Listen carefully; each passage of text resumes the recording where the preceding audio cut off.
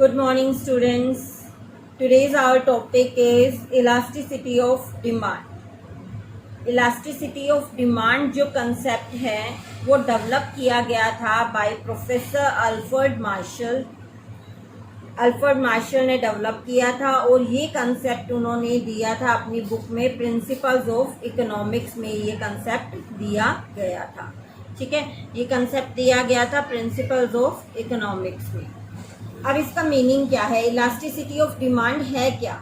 Elasticity of demand refers to percentage change in demand for a commodity with respect to the percentage change in any other factor in any of the other factor affecting demand. Elasticity of demand क्या है कि किसी commodity की demand में कितना percentage change आता है, किसकी वजह से?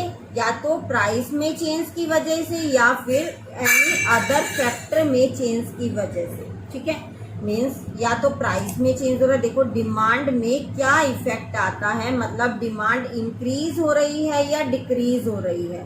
मीन्स प्रोपोर्शनेट चेंज या परसेंटेज चेंज कितना है डिमांड में due to the percentage change in price या फिर इन अदर फैक्टर्स। क्लियर?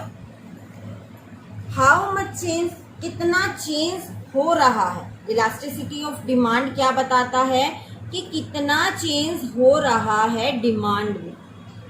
कितना प्राइस चेंज हो रहा है तो डिमांड में कितना चेंज हो रहा है, कितना अदर फैक्टर चेंज हो रहे हैं और डिमांड में कितना चेंज हो रहा है। ठीक है, ये हम किससे मेजर करते हैं? इलास्टिसिटी ऑफ डिमांड से मेजर करते हैं। क्लियर हो गया इलास्टिसिटी ऑफ डिमांड क्या है? इलास्टिसिटी डिमांड ऑफ डिमांड से हम मेजर करते हैं कि चेंज इन प्राइस की वजह से या चेंज इन अदर फैक्टर्स की वजह से डिमांड में कितना चेंज आ रहा है। Clear? Then elasticity of demand की थ्री टाइप्स हैं, मतलब इसको थ्री वे से हम मेजर करते हैं। First is price elasticity of demand, second is income elasticity of demand, third is cross elasticity of demand. Price elasticity of demand, जैसा कि हमें नेम से ही पता लग रहा है, प्राइस में जो चेंज जब होता है तो उसकी वजह से डिमांड पे क्या चेंज होता है, क्या इफेक्ट पड़ता है डिमांड पे, इसका प्राइस चेंज होने की वजह से। इनकम इलास्टिसिटी ऑफ डिमांड में हम क्या मेजर करते हैं कि इनकम में अगर चेंज हो रहा है तो डिमांड में कितना चेंज हो रहा है। ठीक है, इनकम की वजह से डिमांड में कितना चेंज हो रहा है।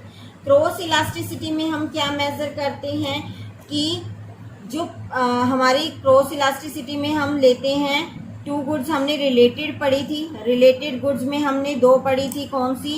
Substitute goods and complementary goods. ठीक है, इनकी वजह से डिमांड में क्या चेंज आ रहा है वो हम किस में पढ़ते हैं? क्रॉस इलास्टिसिटी ऑफ डिमांड में पढ़ते हैं। फर्स्टली ये आपके सिलेबस में नहीं है, आपको सिर्फ ये करना है। ठीक है, अब जो है प्राइस इलास्टिसिटी ऑफ डिमांड, उसके मेथड्स हैं, मतलब प्राइस की वजह से डिमांड में कितना चेंज आ रहा है उसको मेजर करने के हमारे पास 5 मेथड्स हैं। उसको मेजर करने के मीन्स कितना चेंज आ रहा है उसको मेजर करने के। First is percentage method, second is total percentage method या फिर इसको बोल देते हैं proportionate method, total expenditure method या फिर total outlay method, geometric method और point method, arc method and revenue method. Clear? सबसे पहला हम करेंगे percentage method.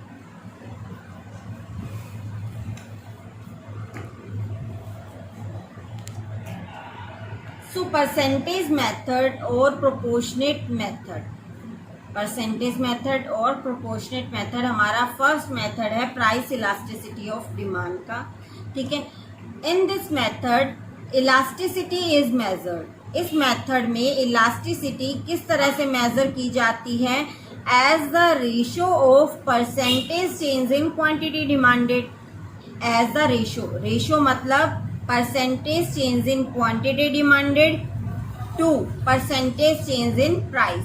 Percentage change in quantity demanded का परसेंटेज चेंज इन प्राइस से रेशो जो होता है वो क्या होता है आपका प्राइस इलास्टिसिटी ऑफ डिमांड होता है। ठीक है, देखो इसको एक फॉर्मूले के हिसाब से हम राइट करें तो ED elasticity of demand, elasticity of demand ED से राइट किया जाता है, इसको इक्वल है percentage change in quantity demanded. यहाँ पे भी हमने यही राइट किया है, रेशो किसकी है percentage change in quantity demanded to percentage change in price, to percentage change in price. तो हमारा फॉर्मूला क्या है ईडी का percentage change in quantity demanded divide by percentage change in price. ठीक है, अब percentage change in quantity demanded कैसे find out करते हैं और परसेंटेज चेंज इन प्राइस कैसे फाइंड आउट करते हैं। Percentage change in quantity demanded, quantity demanded में कितना परसेंटेज चेंज आया, देखो इसका फॉर्मूला होता है डेल क्यू। डेल क्यू मतलब चेंज कितना हुआ क्वांटिटी में। पहले मान लो हम 10 यूनिट्स की कंजम्पशन कर रहे थे, अब 20 यूनिट्स के कंजम्पशन कर रहे हैं, तो चेंज कितना हुआ 10 यूनिट्स का चेंज हुआ। क्लियर, अब इसमें माइनस का साइन भी आएगा भाई। ठीक है, माइनस का साइन जरूर आएगा, अभी बताऊंगी किस लिए आएगा। यहाँ पे नहीं आएगा। Percentage change in price del P मतलब प्राइस में कितना चेंज हुआ डिवाइड बाय इनिशियल प्राइस। यहाँ पे इनिशियल क्वांटिटी थी, यहाँ पे इनिशियल प्राइस था, मल्टीप्लाई में 100।